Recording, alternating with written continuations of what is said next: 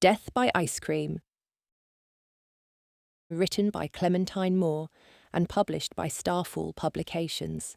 Save more with our offers and bundles on our website starfallpublicationsbooks.com. Subscribe for more audiobooks. Enjoy. Chapter 1. All right, students. Step away from your final projects, please. Ginger Burnet, baker extraordinaire and part-time solver of murders and mysteries, watched with pride as all her students put down their various tools and stepped away from their creations. It was the final day of the final exam for the specialist baking as art class that she ran at the illustrious Chiswick Park Academy.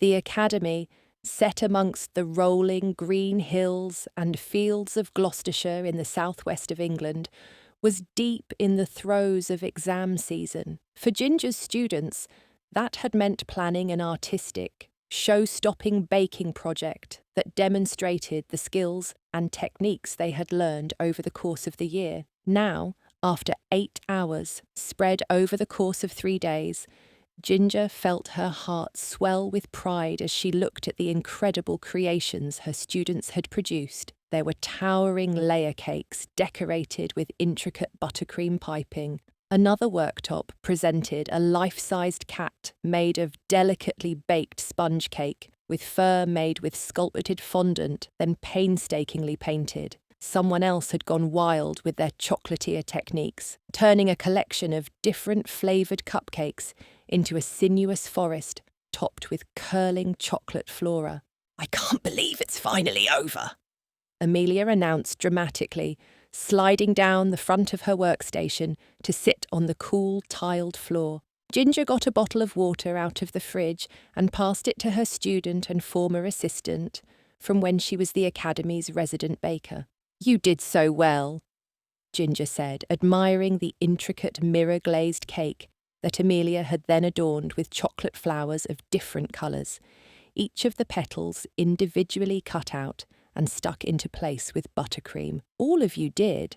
How did it manage to feel like I've been working on this for eternity and also feel rushed the whole time?" Sam asked, crouching so their eye line was level with the worktop, peering critically at the construction of cake, colourful macarons, and artfully painted chocolate shapes that made up their rendition of a tableau from Alice in Wonderland. "Time works differently during exam season," Amelia said wearily, getting to her feet and draining the rest of the bottle of water. "So, if you'll excuse me, I'm going to go and sleep for the rest of the day, while trying to convince myself that I'll still have time tomorrow to prep for my biology exam."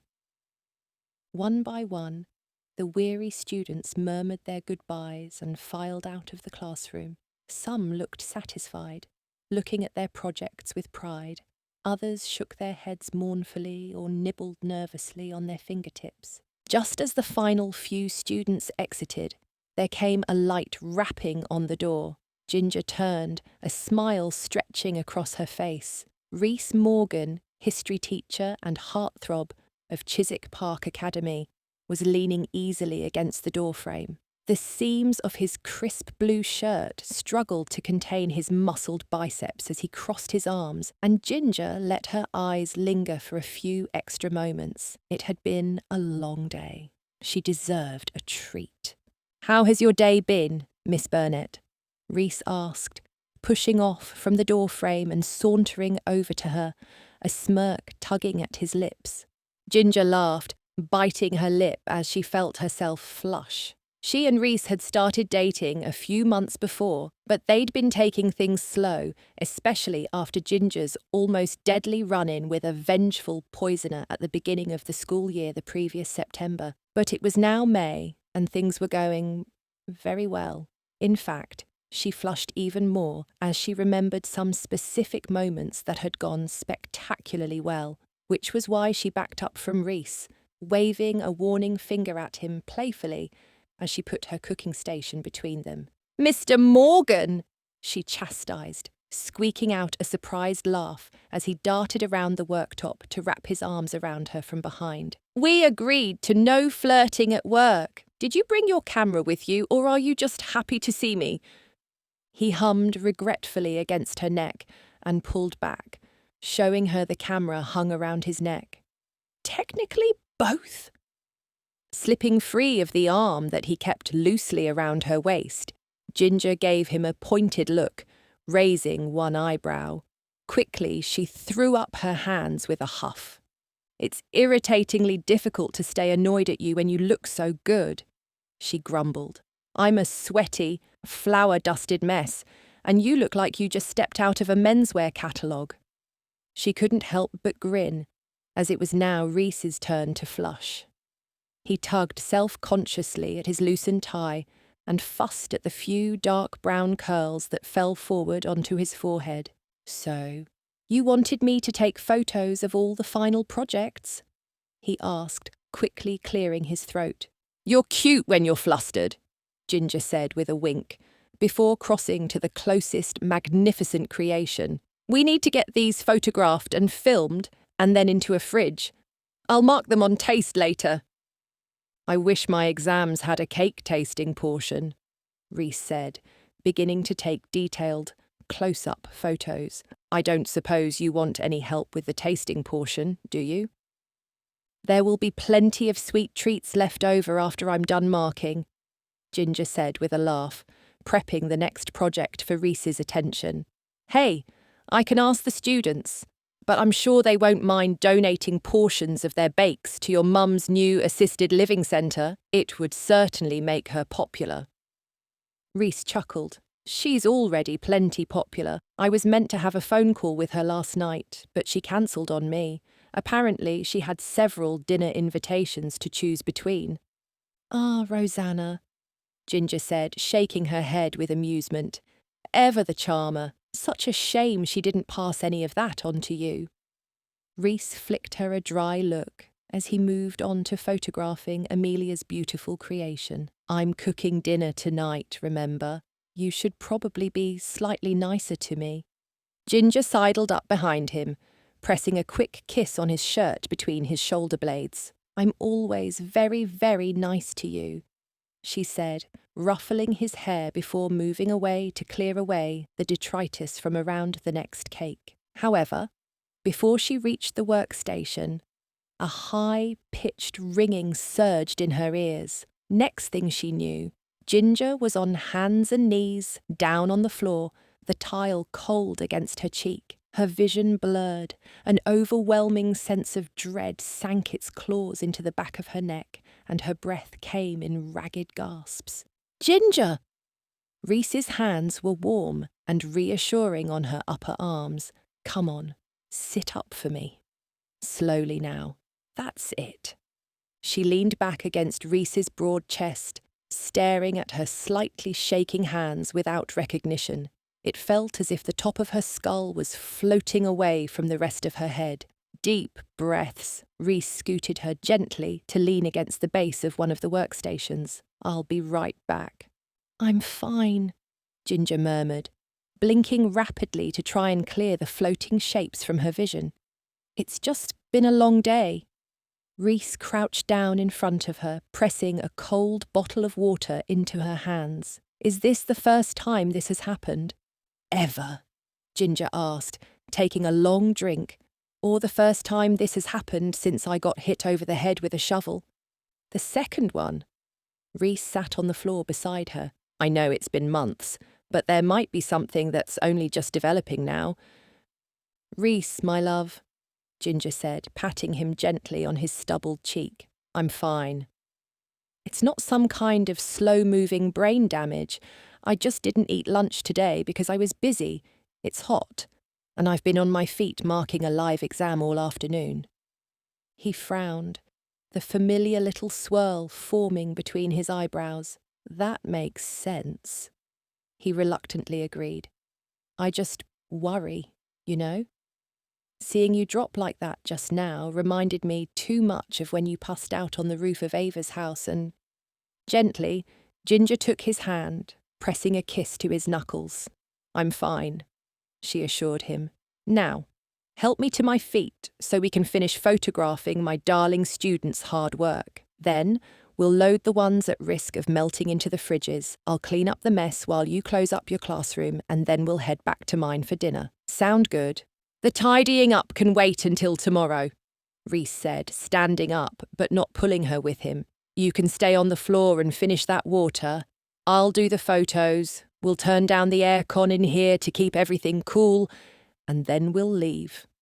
He started photographing the next cake. This isn't a discussion. Drink your water. Ginger Mock grumbled for a minute, sipping on the water. In truth, however, she was grateful for Rhys. It felt good to be able to take the time to let the feeling come back into her hands, and for that feeling of panicky disconnect to fade. The only thing that sent a stab of guilt into her throat was that she'd skirted Rhys's question for a reason.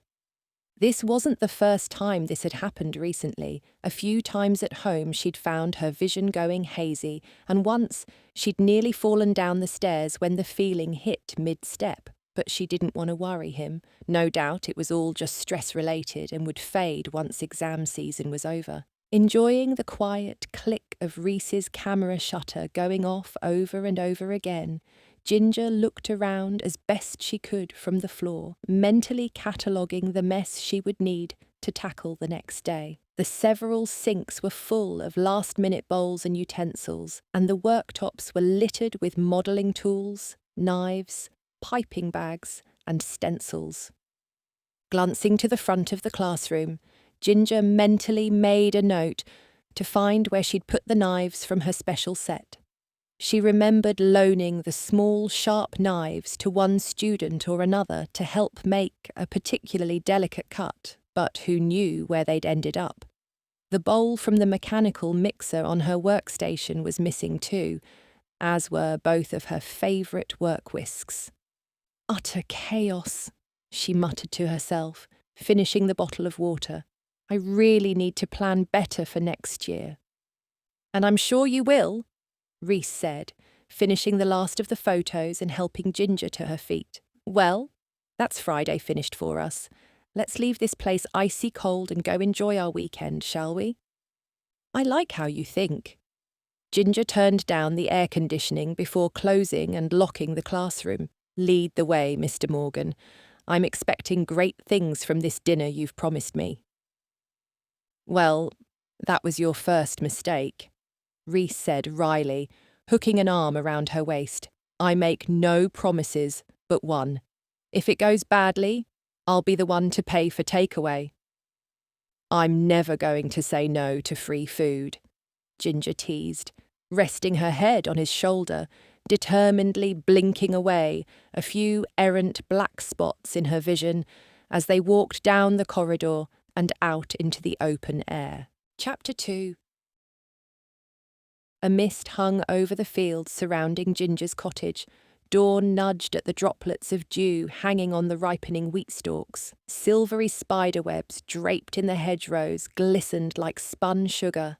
Several tiny birds, blue tits and wagtails and song thrushes, came to the large bird bath in Ginger's garden, several of them crowding into the water at once to take a brisk early morning dip.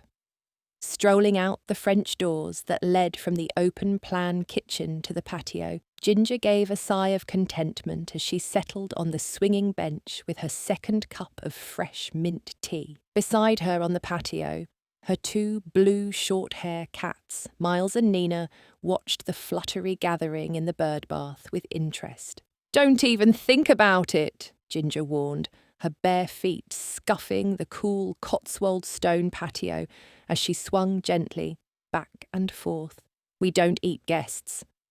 Nina, her golden eyes glowing in the fresh daylight, gave her an unamused, flat stare at having her liberties so encroached upon. Miles, her brother, was more magnanimous, hopping up onto the bench beside Ginger and starting to knead her thigh. Although blind in one eye, the pleased comfort was obvious on his round, fluffy face as he purred.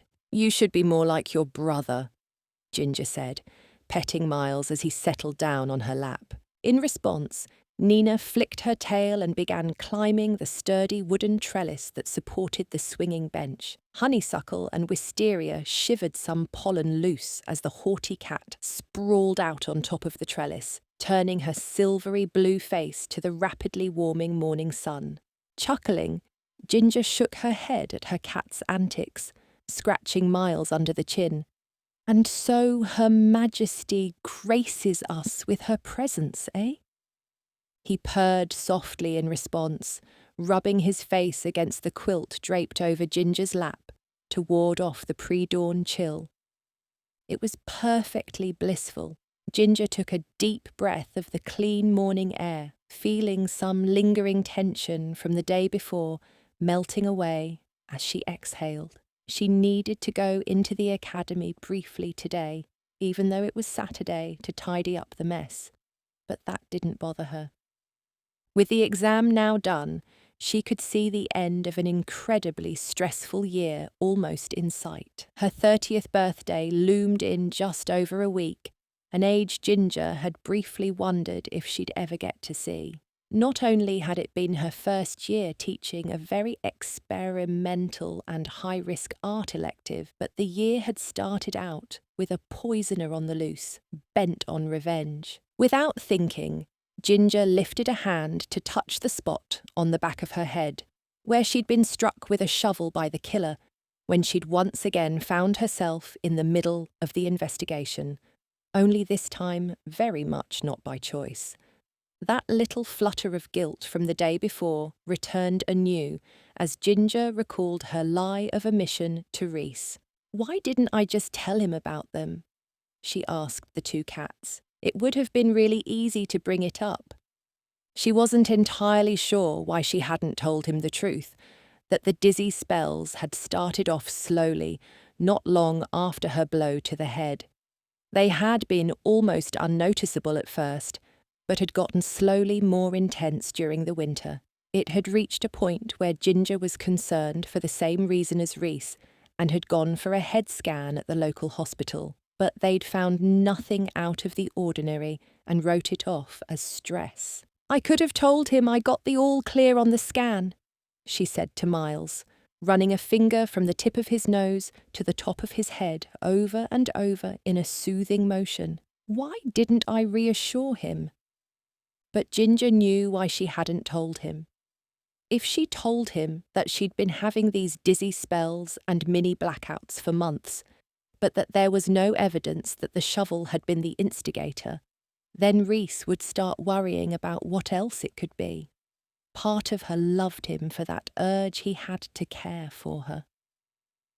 Ginger took another sip of her tea, watching a robin skip around the edge of the bird bath before diving in. She was skipping around telling Rhys the truth in a similar way, and as much as she hated to admit it, she knew why. It was a simple fact that the past few years hadn't been easy. Ginger flickered her eyes closed for a moment as the memories of too many murders and too much loss and pain assaulted her all at once. She'd been flung and forced into desperate, bloody situations more times than any one person should have to be in a lifetime. Now she was facing the end of an incredibly formative decade of her life and the beginning of another. Did she really want to step into a new era of life with all these worries and secrets clinging to her like shadows? What Ginger didn't want to admit out loud, not even to her cats, was that she was afraid that these dizzy spells and mini blackouts weren't a sign of physical injury. She was afraid it was a sign that she was reaching a mental breaking point that had nothing to do with exam season stress and everything to do with being caught up in 3 murder investigations over the past 18 months. No doubt Rhys's offer to listen to her to try and understand what she'd been through was genuine. What Ginger doubted was her own ability to go poking at those memories and still be able to keep herself together. "He might be an excellent boyfriend," she said to the cats, "but I can barely handle everything going on in my head. I don't think I could explain it to him in a way that wouldn't make him give up on me." All at once, Ginger felt an oppressive sense of panic start to crawl up her spine. It had her glancing around the garden and staring back into the house, her heart pounding. The sun suddenly felt searing hot, and the quilt around her legs became a vice, pinning her in place. "There's no one watching," she told herself quietly, trying to calm her pulse as black spots started floating into the edges of her vision. "You're safe. Everything is fine." Sensing Ginger's change in mood, Nina gracefully leapt from the top of the trellis down onto the patio table. She then swiftly joined her brother, curled up against Ginger's side. Slowly, Ginger got her breathing under control. Chuckling weakly, she scratched both cats behind the ears, their familiar softness quickly grounding her. "How can I linger on anything bad when I've got you two adorable ruffians to keep me distracted?" she said in response to the enthusiastic purrs. "Well, you two and this village fete buffet my dear mother put me in charge of." Nina seemed to smirk, entirely unsympathetic. The following Saturday, 24th May, was the annual village fete for Little and Greater Chiswick. Ginger's mother, Dorothy, was part of the planning committee this year for the first time. She had graciously volunteered Ginger to not only run the afternoon tea buffet, but to also head up the team of people baking and preparing the buffet. In some ways, Ginger was excited to get to show off her skills to both villages in such a public setting, mostly because she hoped it would bring her some more opportunities to cater private events and encourage people to order custom cakes from her. However, the planning process was proving to be a logistical nightmare. Not only was Ginger trying to plan a celebration for her 30th birthday, but she had also entered into 2 categories of the baking competition: Best Victoria Sponge and Best Cookies. "I apologise," Ginger said to the cats as she gently pushed them aside, forcing herself to ignore their disgruntled mews. "I've got things to do today, or else I would definitely spend all day petting you adorable monsters." With a flick of her tail, Nina hopped down off the bench and returned to the top of the trellis. Miles simply nestled into the quilt Ginger left behind, rolling onto his back to let the morning sun pet his belly. Ginger rolled her eyes fondly. "Got a tough life, you two, don't you?" The next hour for Ginger was filled with a quick breakfast of overnight oats and fresh plum compote, getting showered and dressed, then settling down to answer some emails before she set off to the school. One email was to Ginger's dear friend and casual rival on the local baking circuit, Susan Ford. A kindly grandma in her 50s, Susan and Ginger had met during the murderous game show they had both inadvertently got trapped in at Arlington Manor nearly 2 years before. Following the press attention surrounding the case, Susan had actually stepped into the limelight, shaking off her previous shyness to become somewhat of a small-time celebrity. She even had her own YouTube show now. Ginger, however, was in touch with her to ask for tips and tricks for the perfect Victoria sponge cake, a recipe that Susan was notorious for across the whole county. If Susan arrived at the baking contest tent with her Victoria sponge, it wasn't unheard of for other contestants to withdraw their entries. "Ah, keep your secrets," Ginger muttered with a wry grin, as Susan's reply was as cryptic and vague as usual. "I'll just destroy everyone in the cookie competition with my ginger snaps."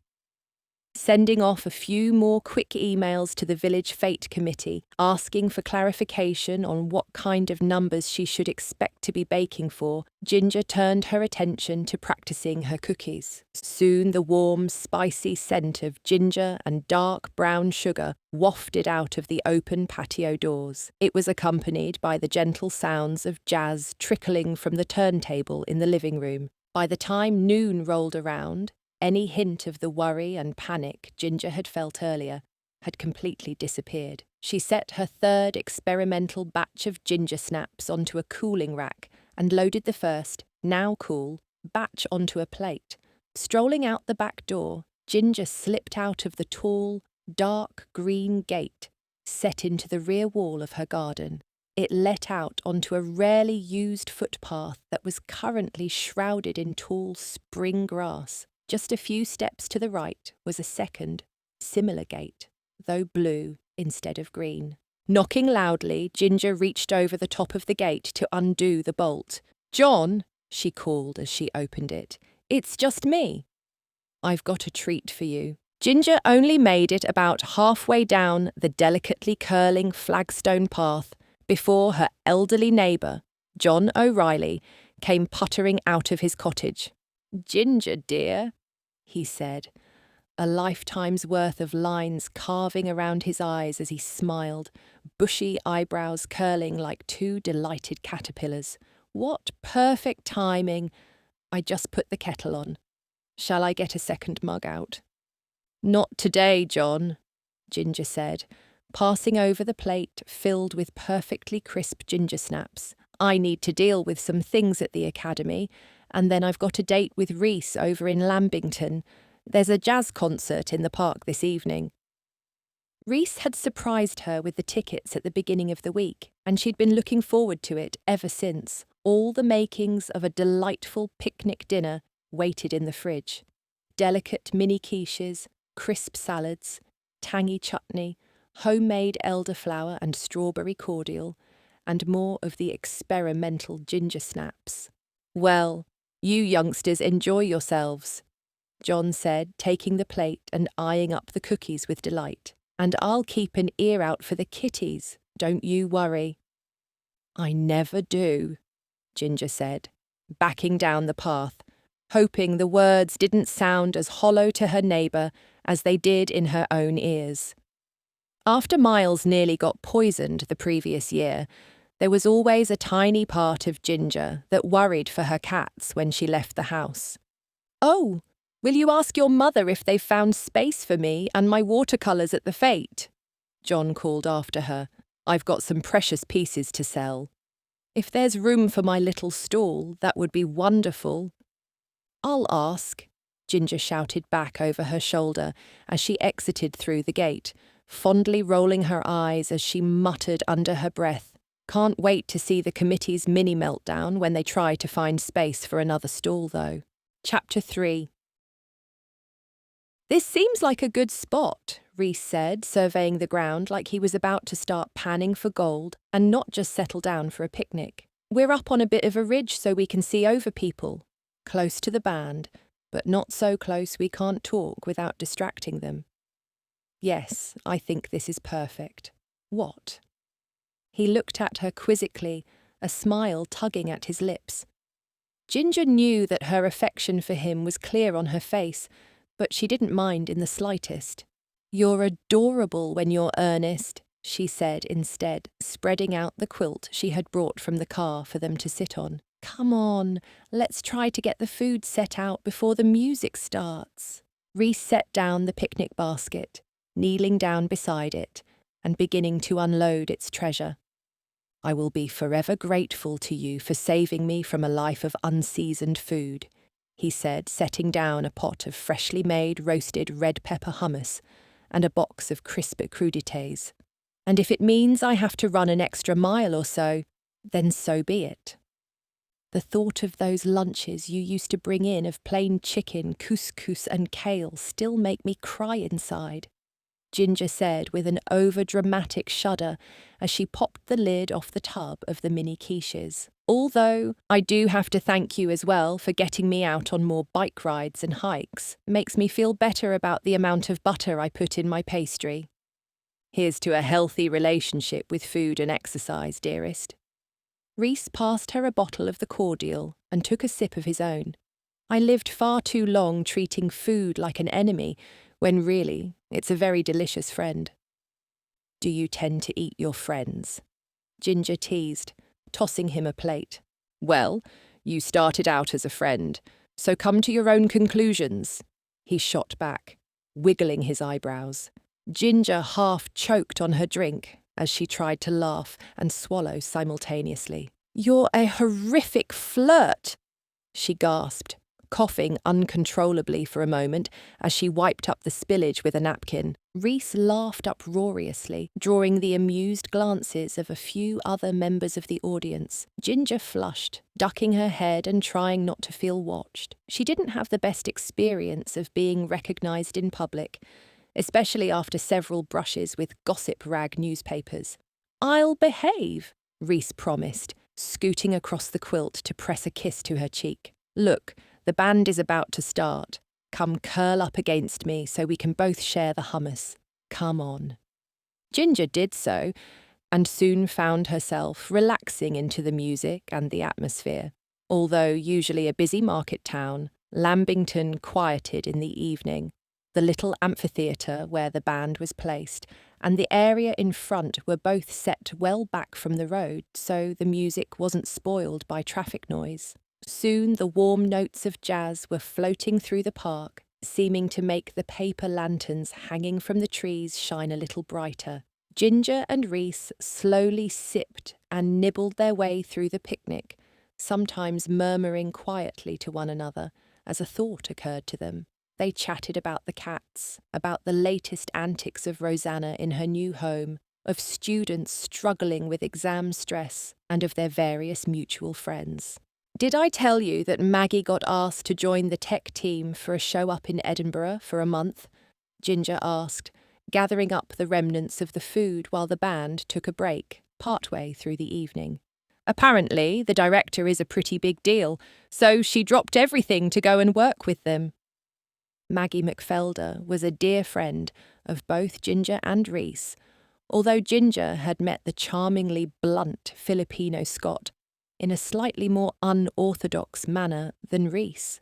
Maggie had been another victim of the horrors of Arlington Manor and had been one of the main reasons Ginger and several others had been able to escape alive. When she wasn't baking or stopping homicidal maniacs, Maggie worked as a sound engineer on whatever theatre production she could in Stratford-upon-Avon, an hour or so drive from Little Chiswick.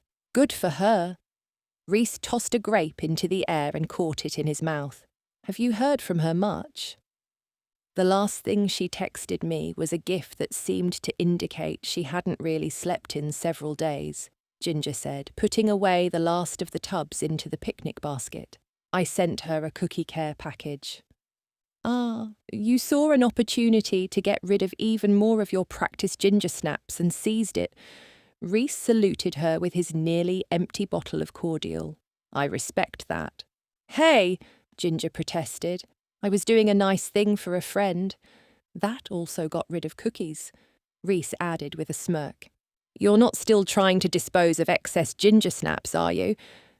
The voice came from just behind the ridge where Ginger and Rhys had set up their picnic. Turning, Ginger was surprised to see her brother, Valerian, or Ryan as he preferred, standing on the tarmac path that ran along the edge of the grassy area where the concert was set up. He was still in his suit, which meant he'd only just got off shift from the police station where he was a detective inspector. Beside him, looking both curious and shy, was a woman with short black hair whom Ginger hadn't met before. "If you complain about the free baked goods I drop off at the station, I can just stop bringing them," Ginger threatened playfully, clambering down onto the path to give her brother a hug. "He's not complaining," the woman chipped in, giving Ryan a sharply teasing look, "and neither is anyone else at the station, I can assure you.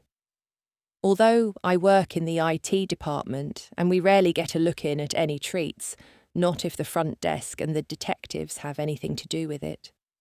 "Hey," Ryan mumbled, glancing down at his shoes almost shyly. "I saved a bunch for you last time." At this, Ginger arched a brow, all at once realising that her brother was also on a date. Apparently, things hadn't lasted with Darren. Or was it Michelle? Or Ben? "Well, I'll be sure to label a box specifically for IT next time I drop by," she promised, holding out a hand to the woman. "I'm Ginger, Ryan's sister, in case that wasn't already obvious." "Addison," the woman replied with a warm smile. "We'll leave you to your own date."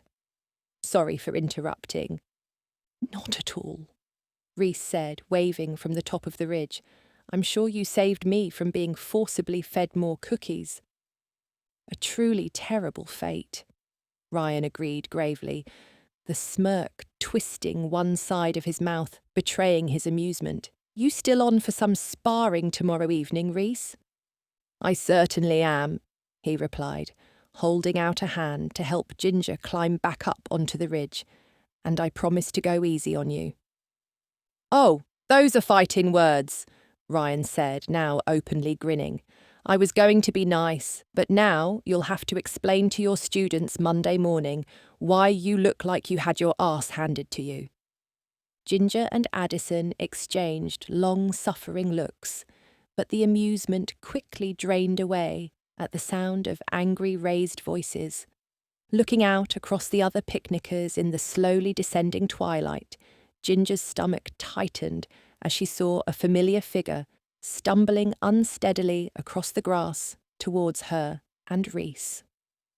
Whose wife have you stolen this time, Mr. Morgan?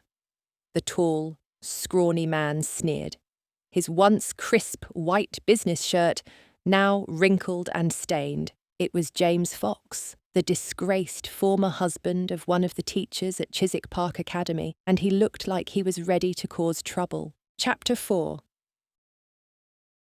Before Ginger could fully process that James was really there, the man charged forward with a warbling yell. He crashed into Rhys, fists flailing with poorly choreographed punches. Rhys somehow stayed upright, using every scrap of core strength and grit he'd picked up in his time on the rugby pitch. What are you doing? Rhys snapped, throwing James off to the side, then trying to catch his balance. We were having a nice evening here. It was you two, James slurred, making another rush at Rhys, who quickly stepped to the side. You turned my wife against me, made her say all those things that weren't true, got me sent to jail for nothing. Ginger flushed, feeling the eyes of the gathered music crowd shift toward the sudden scene of violence. The band stopped playing, making James's wild accusations carry in the sudden silence. Rhys and I didn't do anything, she hissed, dodging out of the way as James tackled Rhys again, this time knocking her boyfriend back several steps. You nearly killed Aurora and dumped her in the woods to die. If it were up to me, you'd still be in prison. Style. Text align. Left. Ryan and Addison both scrambled up the ridge and stepped into the fray. James began to curl in on himself, shrinking into a cowardly hunch as he realised that he was now outnumbered. I only got angry with her because she was sleeping with you, James whined at Rhys. She humiliated me. What was I supposed to do? Rhys backed behind Ryan, leaving the conflict resolution to the professionals. Maybe not nearly beat her to death. Besides, like I pointed out at the trial, Aurora and I weren't having any kind of affair. The hairs on the back of Ginger's neck prickled as she heard whispers start behind her. Her shoulders tensed as she glanced back and saw people taking photos and videos of the confrontation. James continued to rant and rave and fling himself around, even as Ryan and Addison tried to de-escalate the situation. Ginger hated this. She hated the feeling of being watched, of unwillingly becoming a spectacle for people. From painful, first-hand experience, she knew how cruel people could be online. People enjoyed watching other people's worst moments dragged across the vast expanse of the internet. Okay, you're going to walk away right now, or you're spending the night in the drunk tank again, Ryan said coolly, pressing an unmoving, warning hand to James's chest. But those two turned Aurora against me, James slurred, staggering back several steps and falling over the picnic basket Ginger had set aside. There came some scattered laughter from some of the people watching and filming. Ginger felt her pulse begin to roar in her ears, the feeling of being watched, feeling like she was being suffocated by the unwanted attention, growing unbearable. Before she could quell the urge, she whirled on the closest person filming the scuffle. Would you just stop filming? She snapped. hearing the desperate edge to her voice, but not being able to stop the words. "There's nothing to see. You're being a vulture. And for what?" The person, a woman a few years older than Ginger, gave a startled look and lowered her phone, but didn't stop filming. "Do you ever stop and think about how it feels for the people getting filmed against their will?" Ginger asked, knowing that her voice was getting louder, having that footage of their worst moments just out there in the world. "Have you no compassion?" Looking around, Ginger felt herself go light-headed as she saw the various phones were now trained on her like so many sniper rifles. Getting air into her lungs became an impossible task. The web of impassive electronic gazes wrapped around her, making her heart flutter and twist like a butterfly trying to escape a spider's clutches. All at once, Ginger felt her vision begin to swim, and with a feeling of sickening horror, she realized she was about to black out again. On camera, in front of all these people, tears of shame flooded her eyes. She didn't need to imagine what would happen when those who had followed her every mishap since the Arlington Manor case got wind of this footage. Warm, strong arms caught her from behind, steadying her as she swayed in place. "I've got you," Rhys whispered in her ear. "Deep breaths. Come on. We're okay." Humiliated, Ginger had no choice but to lean on him as he steered her back toward their picnic quilt that was now marred with various dirty footprints. She saw James wandering away deeper into the park, waving his arms around, clearly still talking to himself. "Are you all right?" her brother asked quietly as Ginger and Rhys got closer. His jacket was rumpled as if James had tried grabbing him. Hesitantly, the band began to play again, which Ginger was grateful for, but it still felt as if all eyes remained fixed on her and Rhys. Finally, in response to her brother's question, she shook her head. "I just want to go home," she said quietly. "I don't want to be here anymore with everyone staring." "I'll take you home, don't worry," Rhys said, and Ginger could hear the worry in his voice.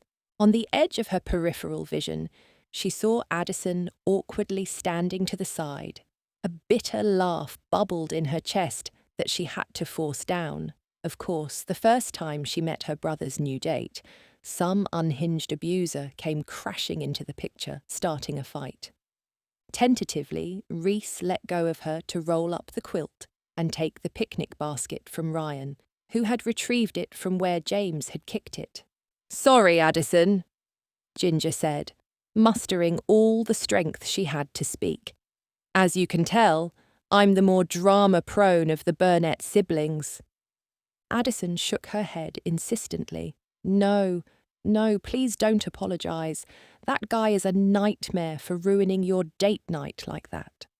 "It's not the first time I've heard about him disturbing the peace," Ryan added, subtly putting himself between Ginger and the few people still filming from a distance. "Guy only got out of prison a few weeks ago, but he seems determined to get sent straight back." "Wouldn't be the worst thing," Ginger muttered, wishing she could still enjoy the jazz filling the night. But now the scattered piano notes only made her heart race with anxiety. "He's an entitled bully. The world would be better off without him." "Are you ready to go?" Rhys asked, sliding an arm around her waist. Involuntarily, Ginger tensed at his touch. She knew Rhys felt it too because he gave her a confused, wounded look and withdrew his arm. "Let's go," Ginger said, cursing her own twitchiness. She hoped she'd be able to find the words to explain to him that his touch didn't scare or disgust her. Right now, she didn't want to be in contact with anything, even her own clothing. Everything felt far too constricting. "I'll talk to you soon," Ryan promised, squeezing her arm quickly, the action making Ginger minutely recoil. "And if you want to get some kind of restraining order for James, I can go about making that happen." All Ginger could manage was a non-committal shrug before starting the slow walk of shame through the crowd, back toward where Rhys had parked the car. A few times her vision threatened to tunnel into pinpoints again. She could feel Rhys's free hand hovering around her elbow, ready to grab her if she began to fall. With every step, the spectre of his hand began to irritate Ginger more and more. It began to make her skin twitch, as if she was constantly braced for impact. As they stepped off the grassy park and onto the cobblestones of the car park, she couldn't take it any longer. "Rhys, I'm fine," she snapped. "Just stop flapping your hand around, waiting for me to fall. Makes me want to peel my skin off." The ghostly feeling of his hand finally withdrew, and Ginger breathed a sigh of relief. "Sorry," Rhys muttered, digging through his pockets for the car keys. "Excuse me for wanting to make sure you wouldn't hit the ground if you passed out." "I'm fine," Ginger said, leaning against one of the wrought-iron bollards while Rhys unlocked the car. Her heart rate was finally slowing, but now she just felt achingly weary. "I just want to go to bed. Be done with today." Rhys tossed the quilt and basket onto the back seat, then opened the passenger side door for Ginger. "I'm sorry he ruined our date," he said quietly as she slid into the car. "Let's arrange something else to wipe away the memory." "Sure," Ginger said, aware she sounded disinterested, but too exhausted to summon any extra energy. The drive back to Ginger's cottage was silent. As much as she wanted to bridge the void that she could feel stretching open between her and Rhys, Ginger just couldn't summon the energy to do so. So instead, she stared out at the dark countryside, trying to tell herself that tomorrow was a new day, a fresh start, but she couldn't forget all the phones pointed at her, robbing her of her autonomy. How long until someone online figured out who she was in the video? It would be yet more ammunition for those gossip rags and blogs that seemed intent on milking every drop of misery from her life that they could. "I'll give you a call in the morning," Rhys said as he pulled up outside the gate to the cottage. "Hope you sleep well." Ginger could only nod, reaching back for the picnic basket and quilt. "Hey," Rhys said, hand half reaching for her but pausing. "Things are going to be okay, I promise." At this, something in Ginger's chest loosened, and she took her first easy breath in hours. Then, taking his hand, she squeezed it gently, pressing a kiss to the knuckles. "I know," she managed to whisper. "It's just a lot. It's been a lot for a while. I know." He matched her volume, the cloak of darkness in the car making the enclosed space feel like a confessional booth. "And although I've been there for some of it, I have no idea how it must feel to have experienced what you have. The manor, the whole situation with Callum, then all the stuff last September." The tension began to increase again, crushing her ribs, and Ginger released his hand. It was too much to think about all at once. "I'll speak to you tomorrow," she said, the weariness crashing over her again. "I'm sure I'll feel better in the morning." The insistent ringing of her phone woke Ginger. Forcing her eyes open with a groan, she rolled over in bed to look at the clock. It was 3 a.m. Phone calls at this time were never good. Picking up her phone, Ginger sat up, trying to remember how to speak. "Hello?" she mumbled, turning on her bedside lamp. "Ginger, it's me." The voice was her brother's. It was heavily weighted with something she couldn't quite decipher. "Ryan?" She sat up straighter, fear immediately making her more awake. "What's wrong? Is it Mum? Dad? Rhys?" No, it's something else. In the background of wherever Ryan was, Ginger could hear police sirens. "It's James Fox." "That was not the name I was expecting you to say," Ginger said, shoulders relaxing a fraction. "What about him?" From the silence that followed, Ginger could tell her brother was trying to find the right words. "He's dead," Ryan said eventually, "and it's pretty clear someone killed him." Chapter 5. Ginger's heart lurched, a strange swirl of emotions scattering around inside her chest. Why have you called me to tell me that James Fox is dead? I mean, it's awful, but I wouldn't say I'm at the top of the list of people who need to know. There was a long, heavy pause that made Ginger's stomach sink. What haven't you told me yet? She said quietly, staring out of her open bedroom door, but not seeing anything. There are 2 knives at the crime scene, Ryan said slowly, sounding as if he was cupping a hand around his mouth to stop his words from carrying to anyone but her, and I recognise both of them. They're from the fancy set I bought for you last Christmas. They have your initials on them, Gin, for goodness sake. It felt as if she'd been hit over the head with a shovel for the second time. They're the ones I use at the academy, she said, her voice sounding as if it was coming from far away. I washed them up and then packed them with my other stuff into my car. Now exams are over. She paused, reaching for the memory to back up the claim, but finding nothing solid. Well, at least I think I did. Don't say anything else to me, Ryan said quickly. I'm probably going to end up on this case and I can't muddy the waters any more than I already have. What should I do? Ginger asked blankly. Should I come to the station? You don't need to turn yourself in if you didn't do anything, Ryan replied, lowering his voice. Which you didn't, right? Ginger opened her mouth to respond, wounded that her brother would even ask such a thing. But then a tiny voice whispered in the back of her head, Do you actually remember coming into the house? With a sinking feeling, Ginger realised that she didn't. She remembered shutting the door to Rhys's car. She remembered stepping through her front gate.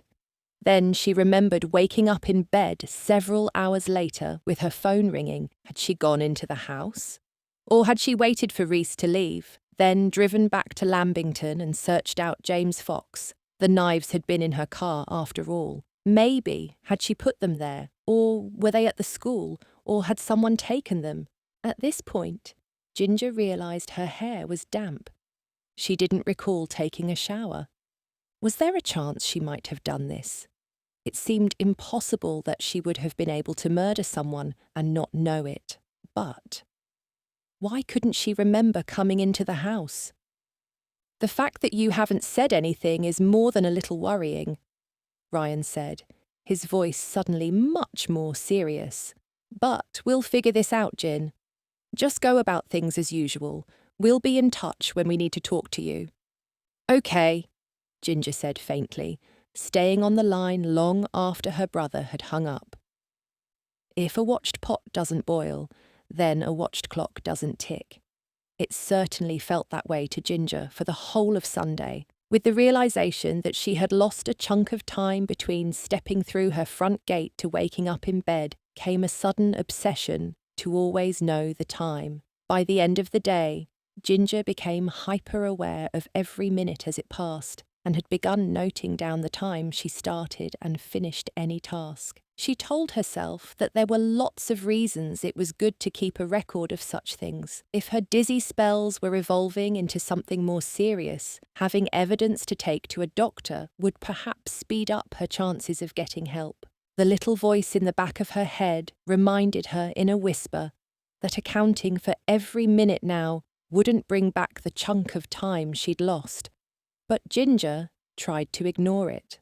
When she arrived at the academy on Monday morning, ready to begin writing up the results of the exams, Ginger had her system perfected. She would record the timestamps in her phone, then write up the full day in a notebook in the evening. The final thing she would do before sleeping would be to note the time and what state she was in, what she was wearing, if she'd showered or not, where certain items were in the room, etc. Then note the time she woke up and see if the details matched from the night before.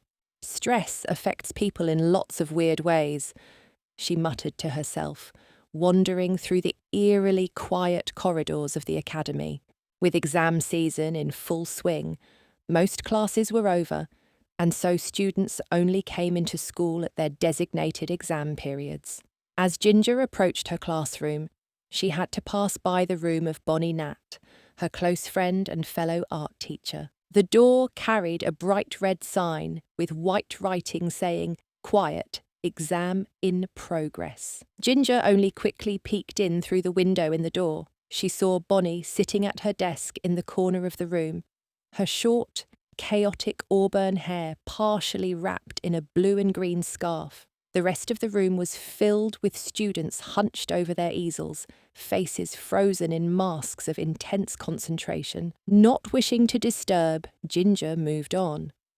Just as she was approaching the door to her classroom, however, she was stopped in her tracks by a smooth but commanding voice. "Ah, Ginger, can I have a word?" Turning on her heel, Ginger saw the new head of Chiswick Park Academy at the other end of the corridor. Miranda Morningside was relatively new to the school, only coming in as headmistress the previous October. The previous head, George Harvey, had resigned following a nearly deadly brush with the poisoner who had briefly terrorised the school at the beginning of the school year. She gave Ginger an expectant look, one neat eyebrow raising in question. "Of course," Ginger said, retracing her steps. Miranda, who was the wife of the beloved former mayor of Little and Greater Chiswick, Gregory Morningside, was a unanimous choice by the school board. Ginger had to admit that the reasons why were clear. Miranda was strict but fair, with a refreshing no-nonsense attitude. Considering the nightmare roller coaster the academy had just stumbled off, she brought everything back to an even keel in only a few weeks. But there was a focused intensity to Miranda that always made Ginger feel nervous. It made her painfully aware that this was her first time teaching a class that was more than a little experimental. As Bonnie had put it after the first faculty meeting they'd had with the new head, "I've been teaching for years, but she's so knowledgeable and put together that it makes me feel like an imposter." An imposter was exactly what Ginger felt like as she followed Miranda into an empty study room. The expression on the headmistress's face was open and welcoming, yet there was something about her flawless, natural makeup, perfectly coordinated charcoal grey skirt and white collared shirt, and delicate accents of golden jewellery that made Ginger feel disorganised and scruffy. "I had a peek into the classroom this morning," Miranda said, leaning easily on the edge of the table, crossing her legs at the ankle. "It looks like the students did excellently." Caught off guard, it took Ginger a moment to respond. "They all did very well," she stammered out, glancing at her watch. She made a mental note of the time. "I'm starting the final write-ups today." "It's certainly been an interesting experiment," Miranda said, tucking a strand of her sleek, shoulder-length blonde bob behind her ear. "Do you have plans for it next year, or are you looking to move on to other things?" At this, Ginger cocked her head, a sinking feeling growing in her belly as she began to suspect what this conversation was really about. "I've got a few vague plans," she said slowly, crossing her arms tightly. "Since I'll have a better idea of how to run the course next year, I'm hoping to take on more private cake commissions in my spare time. Maybe. I haven't thought about it too much, just been trying to get through exam season." Miranda nodded, her expression balanced to be interested and understanding, but not disingenuous. Ginger wondered how many years it had taken for the headmistress to perfect that look. "Is there something specific you wanted to talk about?" Ginger risked prompting when it seemed Miranda didn't have any immediate follow-up to her response. The sigh that Miranda let out solidified the roiling suspicion in Ginger's gut into a sharp, icy worry. "There's no easy way to say this," Miranda said, seeming genuinely regretful. "But I received a call from the police this morning. They are requesting access to your classroom. It would appear you are, once again, involved in a murder investigation." Scan the QR code or click on the link in the description to read the full book. The full audiobook will be available on YouTube in a few days. What did you like the most? Comment below and share this video on your social media and with your friends. Watch one of the following videos. Subscribe to our channel, like this video, and hit the notification bell to not miss any new audiobooks. Thank you for watching.